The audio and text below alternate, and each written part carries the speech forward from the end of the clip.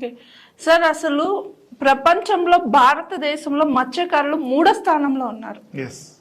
అయితే అలాంటి 3వ స్థానంలో ఉన్న మత్స్యకారులకు ప్రభుత్వం తరపున ఎలాంటి హెల్ప్ ఉంది, ఎలాంటి హెల్ప్ వస్తుంది, ఏమేమి లాభాలు ఉన్నాయి సార్ ప్రభుత్వం తరపున 3వ స్థానంలో ఉన్న మత్స్యకారులకి?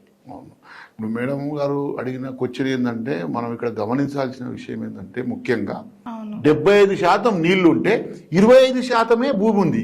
అంటే 25% ఉన్నటువంటి భూమి మీదనే ఇంత మానవాళి మనుగడ, ఇంత జంతుజాలము, ఇంత కొండ కోనలు, ఇంత అడవులు. కానీ 75% ఉన్నటువంటి నీళ్ళల్లో ఇంకెన్ని కొండలు, ఇంకెన్ని గుట్టలు, ఇంకెంత జీవరాశులు, ఇంకా ఎంత మత్స్య సంపద ఉంటుంది.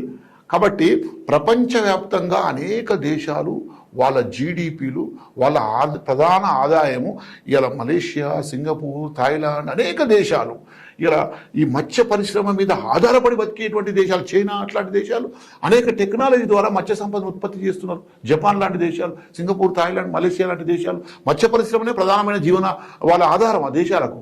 మరి అట్లాంటి సమయంలో అన్నిటికంటే మన భారతదేశానికి 3 వైపుల సముద్రం ఉన్నది. ఇన్ని 8011 కిలోమీటర్ల సముద్ర తీరం ఉన్నది మన భారతదేశానికి. ఇటు గుజరాత్, పాకిస్తాన్ బార్డర్లో చూసుకుంటే ఇటువైపు వెస్ట్ బెంగాల్, ఇటు వైపు బంగ్లాదేశ్ దాకా, కింద చెన్నై దగ్గర శ్రీలంక, ఇట్లా 3 వైపుల భారతదేశానికి సముద్రం, పైన హిమాలయ పర్వతాలు. చాలా చాలా టెక్నాలజీ వచ్చినాయి. ఇంకా ఆ టెక్నాలజీని ఉపయోగించుకొని మనం చేపల ఉత్పత్తి, ఇప్పుడు పశ్చిమ బెంగాల్ రాష్ట్రంలో 1 ఎకరం స్థలంలో 1 ఎకరం జల వనరులలో చేపల ఉత్పత్తి వాళ్ళు 5 క్వింటాల చేపలు పండిస్తారు. 5 క్వింటాలు 1 ఎకరం స్థలంలో 5 క్వింటాలు పండిస్తారు. మన దగ్గర 1 క్వింటా కూడా పండియలేకపోతున్నారు. అంటే వాటిని సీడ్ వేసే దాంట్లో కానీ, ఫీడింగ్ చేసే దాంట్లో కానీ, ఇట్లా మనం చేసేదాంట్లో